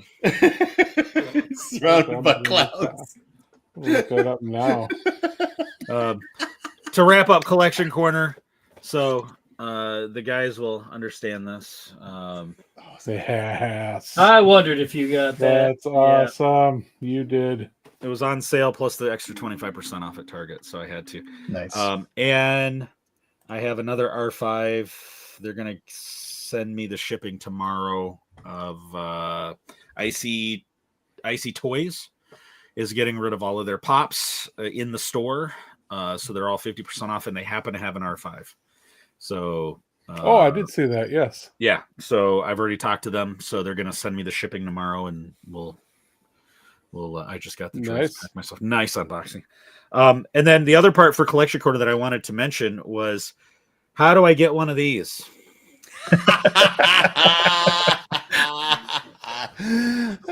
You do need one. Yes, You do yes. need one. Let me go show you how tantalizing this. So Seppy posted this online the other day and said, if you live in the Twin Cities area, just swing by Tower Games. And I'm like, well, I don't live in the Twin Cities area. how does someone that lives, say, 600 miles away perchance get one? It's a little trickier. Asking for a friend. Yeah. You have to ask Seppy. Basically. Yeah. So a couple of things. We wrote a 42-page graphic novel for Princess, which tells the dark history of the giant robot, the Conquest Princess. And so that comes in actually every game, but we also did this separate. And then this year, Waffles goes on adventures, and everybody has to roll for initiative because Waffles is doing the things. Done by the incomparable Mark Everhart. We have Waffle as the classic, parodying the classic archetypes of fantasy role playing. Boom, boom, boom. Yeah, it's fantastic. It's fantastic. Oh God! So how does one get one when they don't live near the Twin Cities, Seppy? This is like, you see how these two like fitting on each other He's so not going to answer perfectly. you. Nope. I have a care package actually for you, Aaron. I was saying, now that I know you don't have the comic book, I'll send you the comic book. You sent me stuff recently. Thank you so much. Yeah. A gift exchange, and I'll send you a Mayor Waffles calendar. Right on. This is Right on. fantastic. So this is the best one we've done. This is the third calendar. I think it's the fourth calendar. Is it the fourth calendar? Holy crap. We did D&D covers. We did Apocalypse. And what was the first one? The first one was movie covers. Posters. Yeah. Yeah. The other way, for other people who are interested in a Mayor Waffles calendar, if you're a fan of Fight in a Box or that kind of stuff, we will have them at PAX Unplugged for fans who request one. You hear that, Andrew? Yeah, you can do that. You can get one if you go to PAX Unplugged, and then you either do stuff, buy stuff, say stuff, any of the stuffs. DB's got to get his heels on. All right, cool. There was I was Putting so his bummed. heels on. I don't want to know. Apparently, I missed something.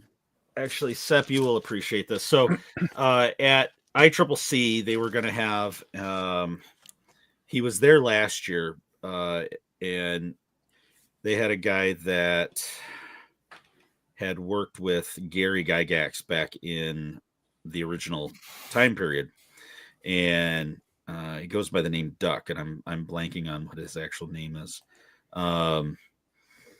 But he was part of that whole crew with Gary Gygax back when they created D&D, and so he was going to be there again this year, and he was actually going to run some games in second edition.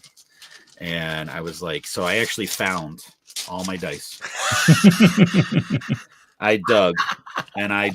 You still have them? I saved very few things from my childhood, but these green ones were some of the ones I played with when we all played together. Oh my gosh. And I even have, because back in the day, back in our high school group, and then I even still have some of the originals from remember the original box set? Yeah. And boy, are those worn away and faded and yellowing. But yeah, these, I had bought these, actually I bought a set of green and blue, kind of marbly, back when we used to play down in Dobry's basement, and still got them. I have mine. They have they're in this tub that like a shrine to dice that's in my like components. And then it was really funny because oddly enough, like 2 weeks before I was going to go down, my wife was thrifting and she found, this is a single 20-sided. And I was like, where did she found it in a thrift shop, still in the package. Actually, I took it out of the package, but yeah, I was going to go down and play some second edition with this guy. I heard his podcast last year and he had some great stories. And I think he has a hand in running the museum in Lake Geneva. Yeah. And but cool guy. I'm still I want to get him on the show at some point, but That could be that could be the convention. You guys could come down to Madison for Gamehole Con, or we could go to Gary Con. Like, come to the other side of the lake. Well, we want to try to get to. We're going to try to get to TeebCon in next August, possibly, which is up in Duluth, and he's trying to grow his. He's trying to grow his tabletop. He just had he had a good Warhammer turnout. I am the Dungeon Master. Nice unboxing. But yeah, TeebCon, we met him through ICCC, and he had his first convention. He actually, like, some of the people, I think some of the spot, what was he telling us? Like, the winner of the Warhammer tournament was going to get to go to some nationals. They get to move on nationals or something. So it was like a qualifying round or something. And but yeah, he's trying to grow. He had some great guests for his first year, and he's just trying to do, he's trying to bring more con related stuff to the Duluth area. So we liked our time in Duluth, right, Mark? Yeah. So, but yeah, he's we definitely should need to get over to that side of the pond, so to speak. That side of the pond. That side of the pond. But, yeah. All right. Well, anything else before we wrap up, guys? Anything you want to touch on before we go? No, thanks for having us on. We appreciate you. Yeah, absolutely. And we'll have to do it again maybe around February when you actually get your Kickstarter going. Yeah, and then, we have that on the calendar. We'll come back. We'll do a thing. Yeah, and then we need to get some RPGing in. So, so Mark's got the audio for season 3. So I'm excited. I keep wanting to play my Shistavan, and that's for sure. Well, you've made a character, and now you've learned listened to all this stuff. It really feels like you're ready. Yeah. Because in the story, if there's certain, I'm hoping I'll be able to pick up on any threads, that he might have woven in there.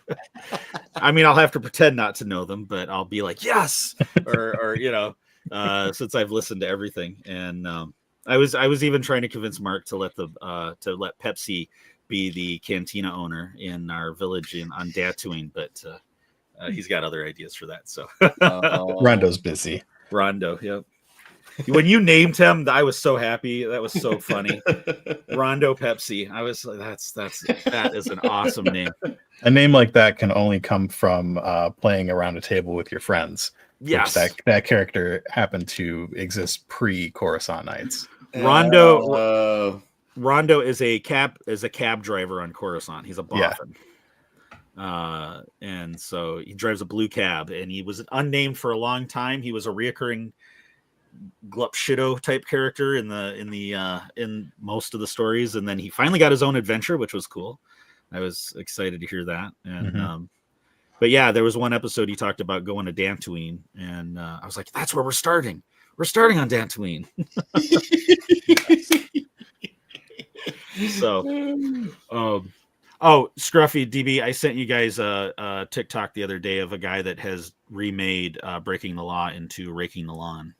So I hope you got to I have not had a chance to see that yet.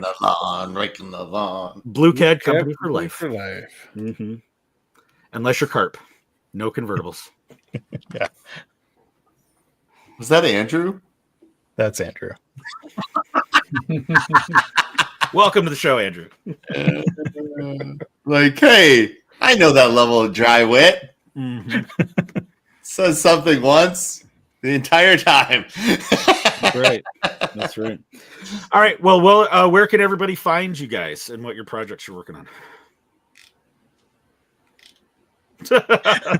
All right. You can find our games at fightindabox.com or at fightindabox on all the socials. Facebook, Blue Sky, Instagram, YouTube. The different channels, we pick different things. Our YouTube is dedicated to either things you need to play our games, but then also we do our weekly live where we talk to people in the game industry about topics in and around gaming. This month we're exploring content and communities. And we have Classic Sam on Wednesday for TikToks discussing live streaming and how that community is different. We also then, for our YouTube, we do the board game design tip for the day. So I thought you were going to talk about Coruscant Nights. I was going to take... Okay. Yeah. Talk about us collectively first. Good. Yeah. Otherwise, we'll be at PAX Unplugged in Philly and doing the warm-up for Kaiser Cucumber and the Gangs of Mechanical Corners. Very cool. And you can find my podcasts, Coruscant Nights, The Other Place, Tales from the Grey Library. Got a bunch of them. Do lots of stuff. You can find them wherever you get your podcasts or watch some of our actual plays on YouTube. They're literally the nicest live play community on the internet. Like you'd be hard pressed to find a nicer group of people. The Discord as well. Yeah, absolutely. Well, guys, thanks for coming on again. And yeah, I want to put a plug in for Coruscant Nights too. Having listened to it all, it is definitely worth it. So go back and listen to it, and it's worth it. Go all the way back to the original first episodes, and he does do original music. There's mood music. There's stuff like, yeah, this is great. Yep. No, it is absolutely great. So, all right, so everything. Oh, Scruff, are you ready? Yes. We got to do the last segment. Yep. Hit it. I got to find the music. Hold on. Oh, my word. I thought you were ready. Dad joke of the week. Time to annoy Scruffy and DB. Dad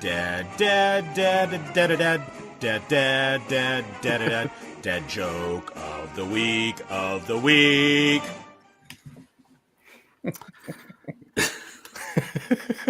Star Wars dad joke of the week, courtesy of Kelly Knox's book, Star Wars Dad Jokes. All right. Let's see. Make sure I get my outro ready. The Jedi Temple has an air freshener system powered by the Force. It makes sense if you think about it.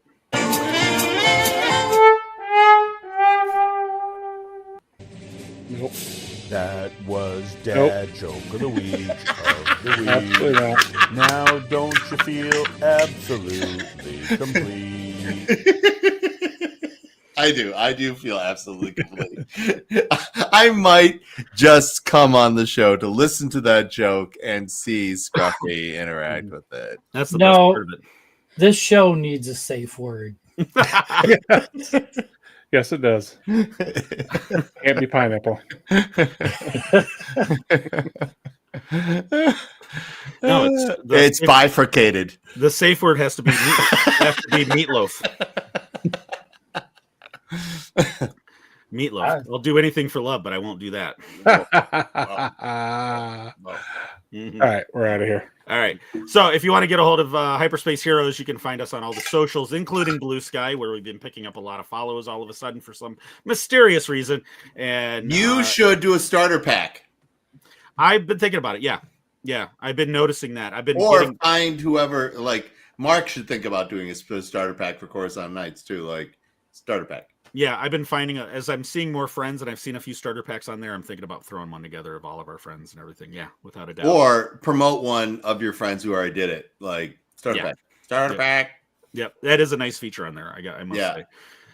So yeah, find us on all the socials. You can email us at brownsquadron@gmail.com. You can also find all of our links for all of our shows, live streams, etc. at beacons.ai/Brown Squadron. It makes sense, doesn't it? You just get that? Did you just no? When you think about it, it's lingering in my head. When you got to get to the whole thing. When you think about it, it makes sense. Yeah, no, it's lingering. It's not going away this time. It's lingering. Thank you. I need a drum. All right, pineapple. All right, with that, this is Broad Leader signing off for the crew, and you have been listening and watching Hyperspace Heroes. That's no moon.